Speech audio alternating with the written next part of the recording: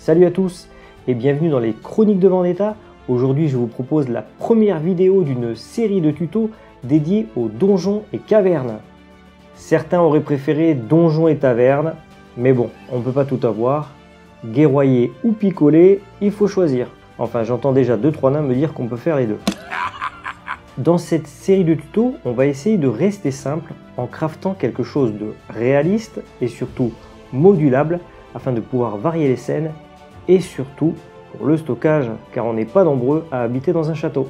Pour le premier tuto, je vous propose donc de réaliser cette dalle qui sera la base d'un système modulable.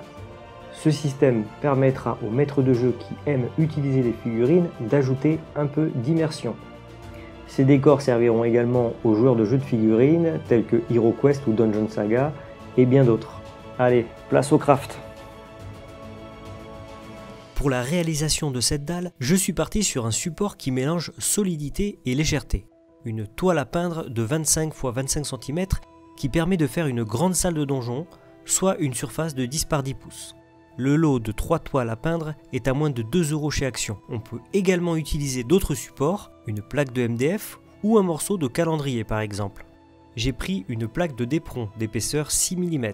J'ai découpé un carré de la taille de mon support, soit 25 cm de côté, puis je l'ai collé sur la toile avec de la colle à bois. Pour rappel, le d'éperon est un panneau d'isolation en polystyrène extrudé, qu'on trouve généralement au bâti des magasins de bricolage. Ce qu'on appelle le bâti, c'est une zone qui se trouve très souvent à l'extérieur du magasin.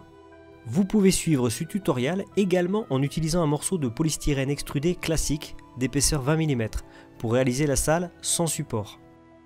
N'oubliez pas qu'en termes de stockage, il est préférable de se faire 3 salles en d'éperon plus toile qu'une seule en polystyrène extrudé classique. J'ai ensuite fait un point tous les 2,5 cm, soit 1 pouce, afin de tracer le quadrillage de la salle. Ce quadrillage est utile en jeu car il permet de calculer rapidement la distance de mouvement. De plus, il reproduit le dallage d'une salle. Si vous êtes patient, vous pouvez également sculpter un carrelage plus petit à l'intérieur de chaque dalle.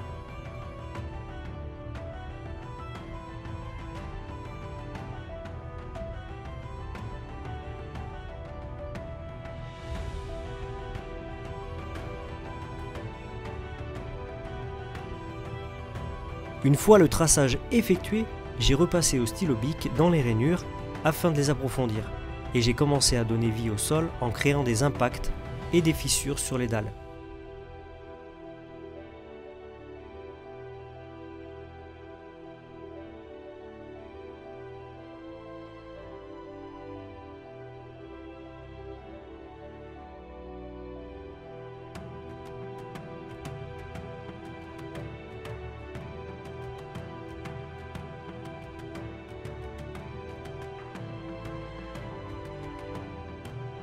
J'ai passé un coup de lime sur l'extérieur de la salle afin d'arrondir les bords des dalles. J'ai également profité pour finaliser l'espace entre les dalles. Afin de texturer la salle, j'ai pris des cailloux au préalablement lavés avec lesquels j'ai marqué l'ensemble des dalles.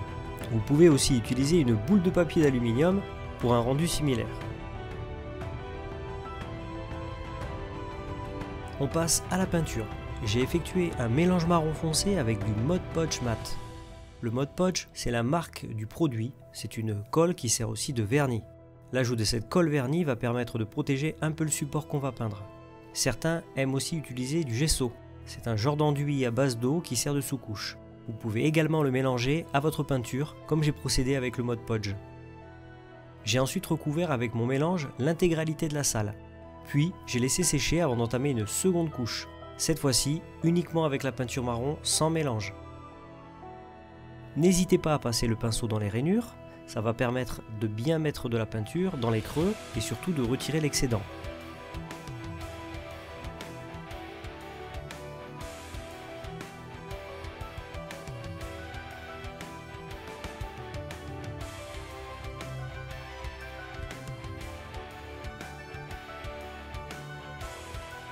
Une fois ma seconde couche sèche, j'ai procédé à plusieurs brossages à sec.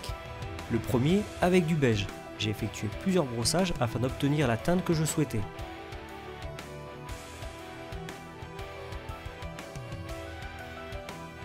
Avant de poursuivre les brossages suivants, j'ai pris plusieurs shades avec des teintes vertes afin de simuler l'encrassement de la pierre par les micro-organismes de type algues, lichen et mousse.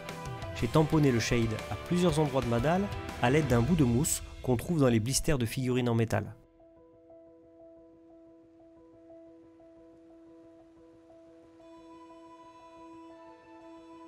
Ensuite, j'ai procédé à un léger brossage de gris, puis un second très léger de blanc.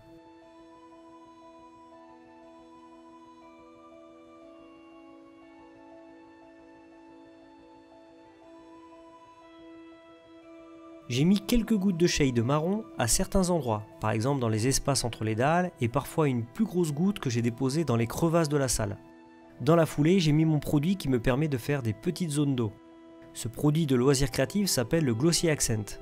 L'avantage est qu'il n'y a pas besoin de préparation comme pour la résine. C'est une sorte de médium transparent tridimensionnel au fini glacé. Avec un cure-dent, j'ai tiré un peu le produit afin de le faire aller dans les espaces entre les dalles.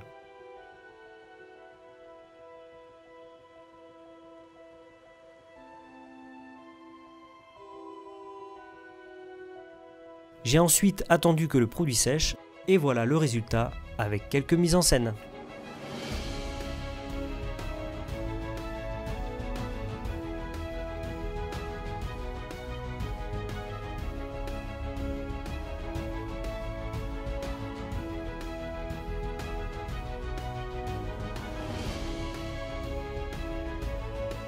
J'espère que ce premier tuto de Donjons et Cavernes vous a plu. N'hésitez pas à me dire en commentaire ce que vous aimeriez voir dans un futur épisode. N'oubliez pas de vous abonner à la chaîne et d'activer la petite cloche de notification. Moi, je repars à mon atelier et je vous dis à très vite les crafters.